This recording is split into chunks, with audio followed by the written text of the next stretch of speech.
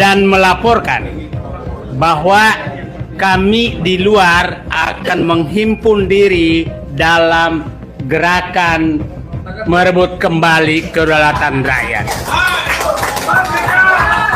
Dan saya tidak hanya menunggu beberapa detik, langsung beliau menyatakan saya berdiri di depan. Tapi saya menyatakan janganlah Bapak berdiri di depan, saya di mana? Artinya agenda ini ternyata menjadi keresahan juga mereka. Jadi mereka juga menganggap bahwa negara Indonesia ini rusak karena kedaulatan sudah diambil. Dan mereka tahu siapa yang mengambil. Mereka tahu siapa yang mengambil, dan sepertinya mereka tahu bahwa tidak bisa merebut tanpa bapak-bapak dan ibu ikut merebutnya.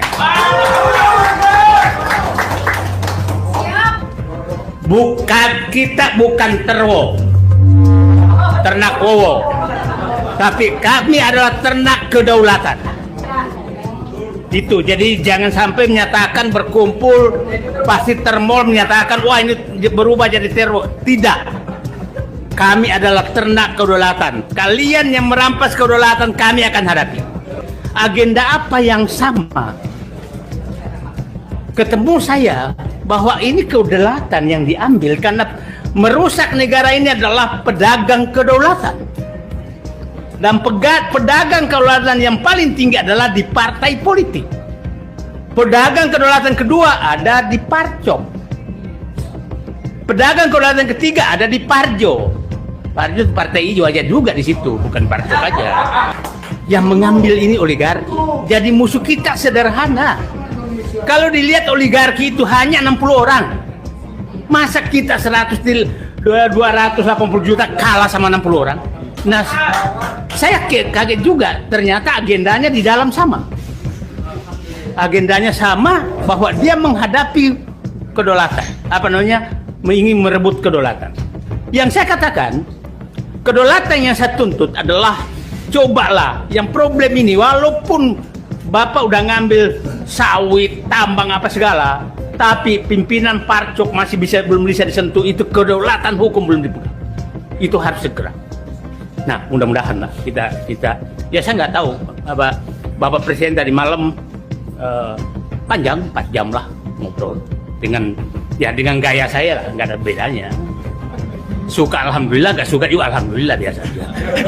Saya menyatakan ke Presiden, tidak ada oposisi terhadap program utama Prabowo. Tidak ada. Program utama Bapak adalah mengembalikan kedaulatan, melawan oligarki, memberantas korupsi, membersihkan penegak hukum, dan sebenarnya intinya mengembalikan kedaulatan.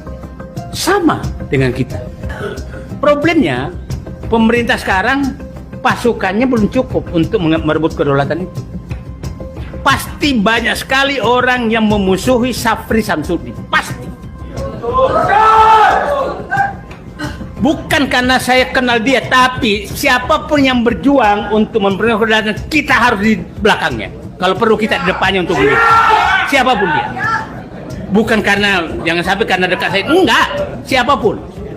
Kita harus membela dia. Karena bayangkan, saya katakan, dari 7 presiden yang pernah ada di Indonesia, baru kali ini ada presiden yang berani menyentuh oligarki.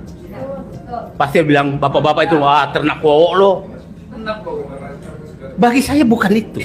Baru kali ini ada yang berani menyentuh